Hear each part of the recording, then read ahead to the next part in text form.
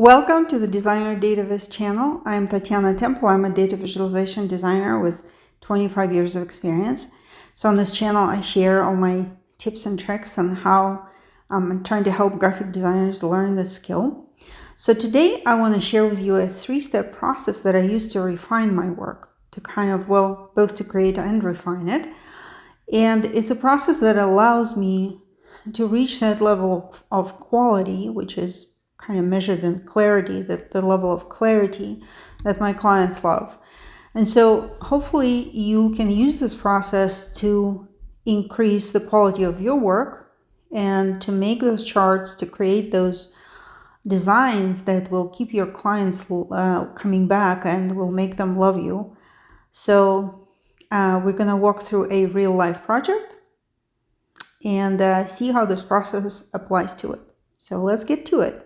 The first step, as in any graphic design project, is to know your audience. You have a client usually who pays you to do this project, but you also have your audience. To achieve maximum clarity, you need to understand the whole situation. You need to understand who your client is, why they're doing it, and who they're talking to specifically. My client was a company that pioneered Earned Wage Access, EWA. They were providing, so what Earned Wage Access is kind of an interesting idea where they partner with employers to give employees, you know how people work for 2 weeks, usually there's 2 pay periods in a month.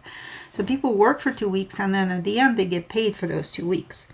But what if a person runs out of money before the end of the 2 weeks? So this company provides employers with the ability to kind of advance part of that earned wage before the 2 weeks, before the payday. Kind of make money accessible to employees, and employees love it. So it's a really great idea, especially that it doesn't cost anything to anyone. They make money from the fees that when people use those cards to buy stuff, they pay fees to the financial system, and that's how my client makes their money.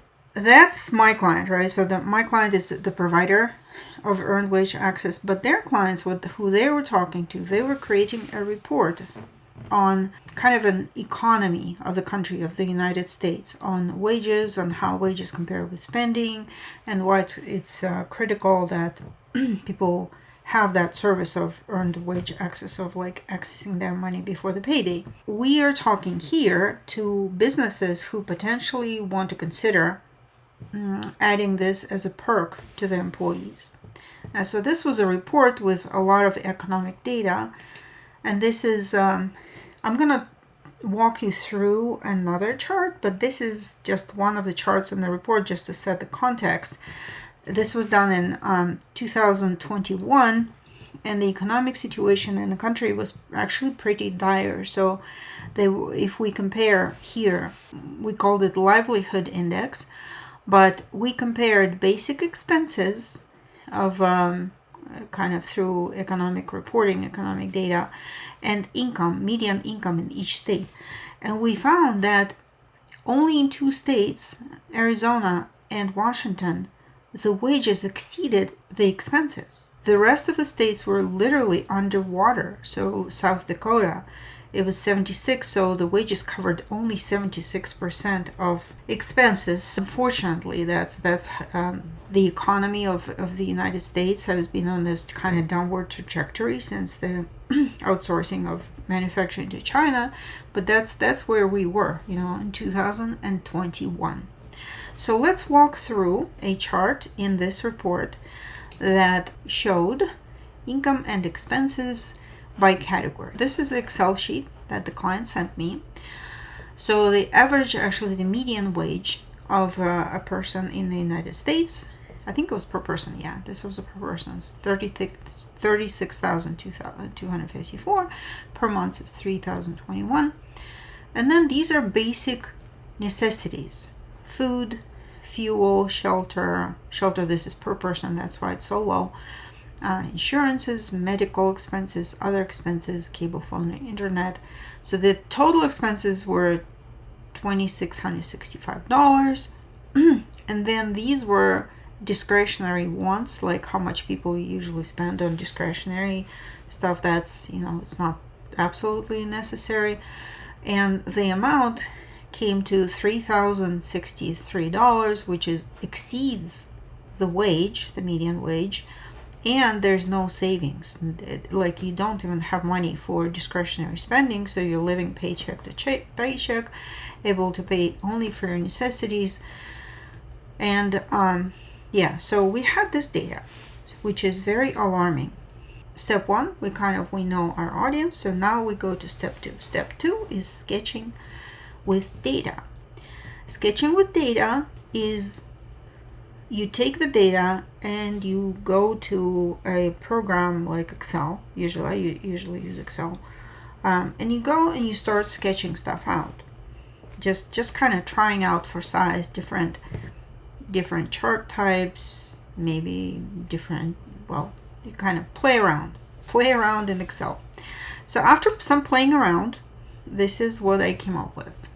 Just kind of a basic, idea of comparing the wage to the expenses.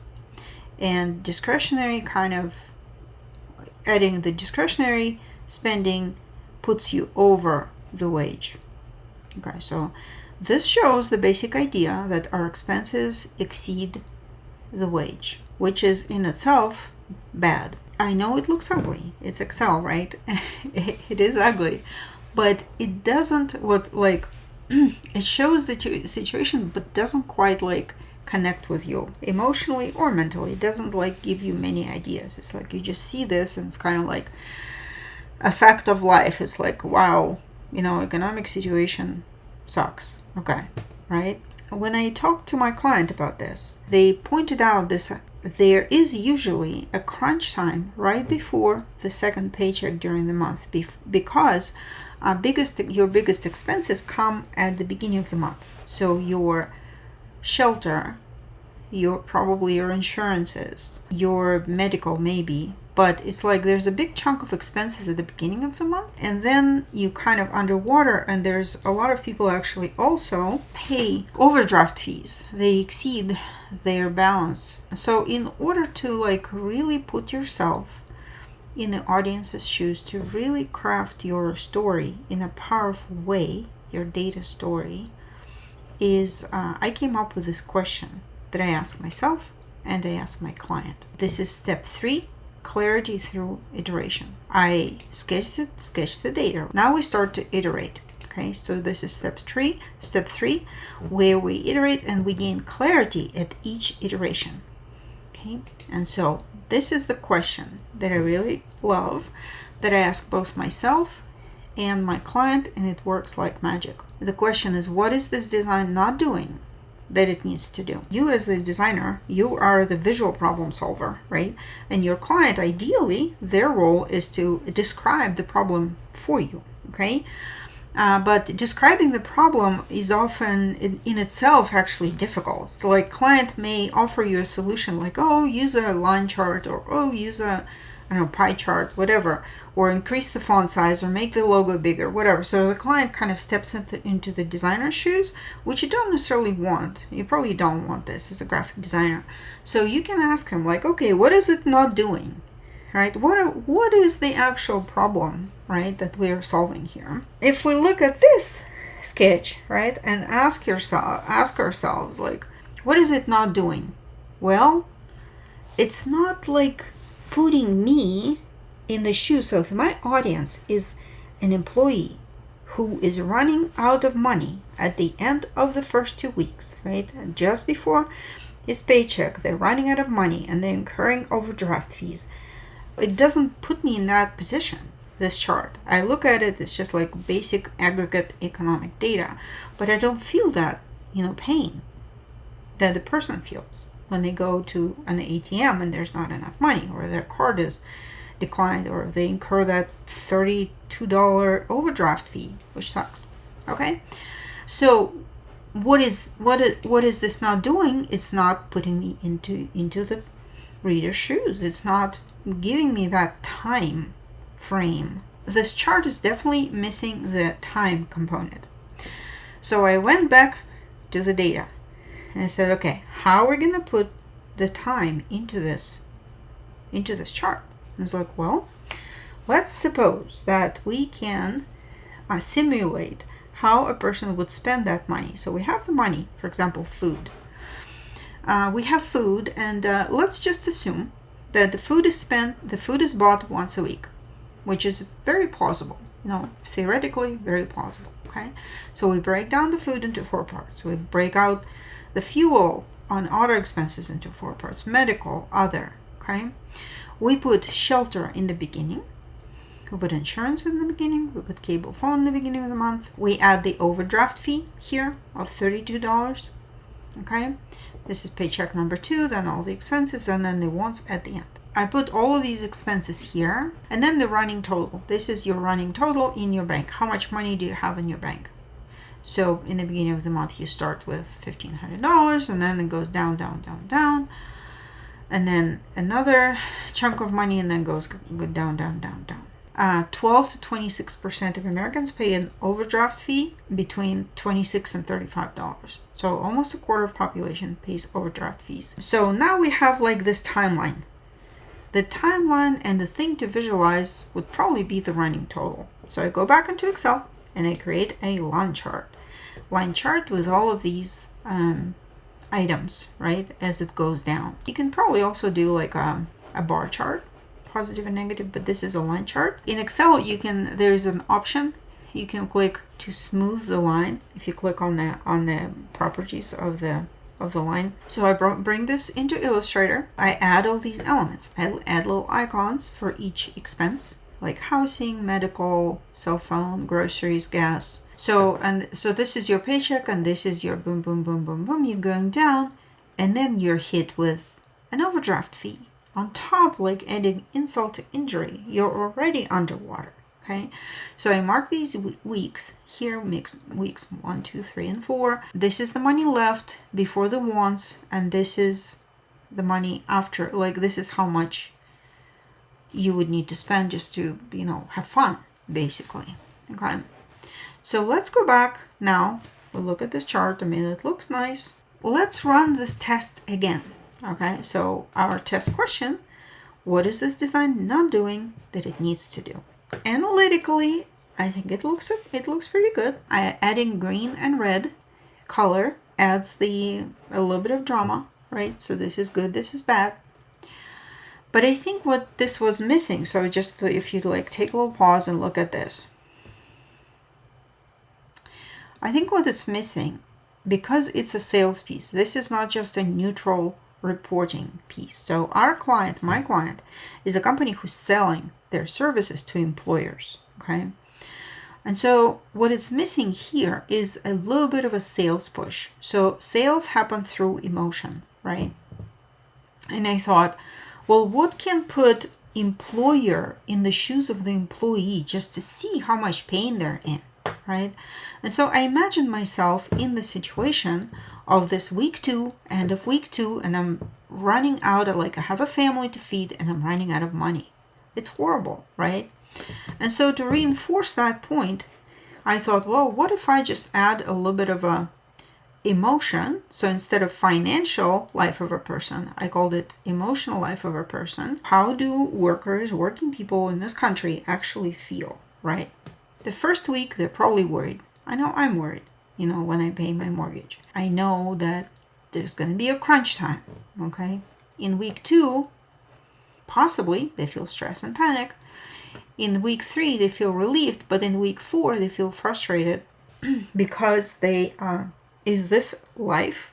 Is this a good life where you live paycheck to paycheck and you can't even afford any discretional spending on fun stuff? So this point is really effective for sales because they know that, people buy on emotion. So people leave their jobs on emotion, right? If they don't make enough money, they'll quit, So that's a selling point for employers, to keep their employees happy, is to give them a window into what their employees are actually feeling, right? And that's kind of where I ended. Like if I ask the question again, is this not doing something that it's supposed to be doing? I think it's doing everything I want it to do. You know, I think this graphic should sell. And I know my client loved it. So let's go back to the process, just to reiterate the process. It's 3 steps. Okay, it's very easy to remember. Maybe not so easy to execute, but if you I don't know, I think if you iterate, if you pursue it enough, you'll be able to tell very powerful stories, and your clients are gonna love you for it. Okay, and they'll keep coming back. So first is know your audience.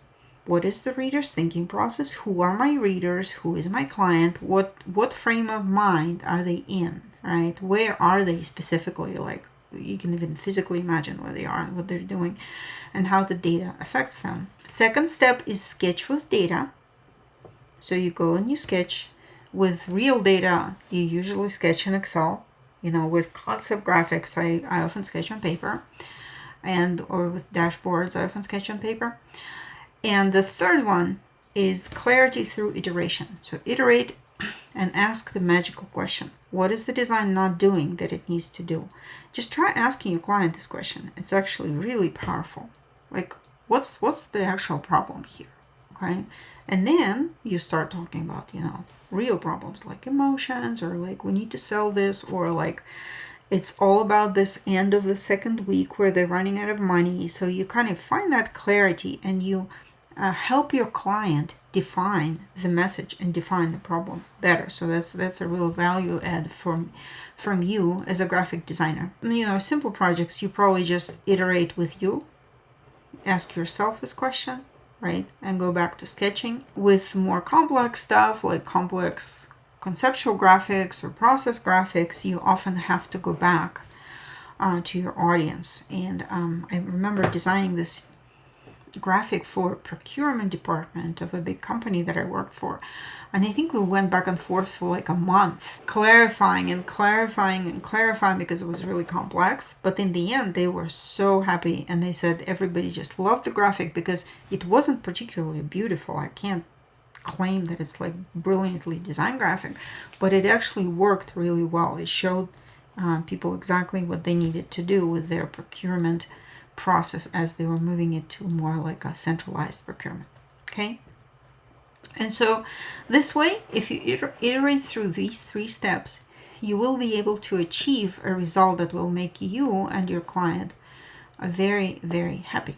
All right, so I hope you find this useful. Please click subscribe button and like this video, and leave me a comment to tell me what you think.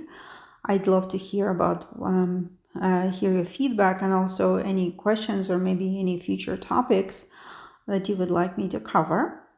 And also, if you want to mentor with me personally, I'm launching a community where we can practice this together, and I can teach you everything that I know. I'm launching it in August 2026. So go to tatianatemple.com and subscribe to my email list, so you'll be the first to know when this community launches and how to join. So thank you for watching, and happy visualizing.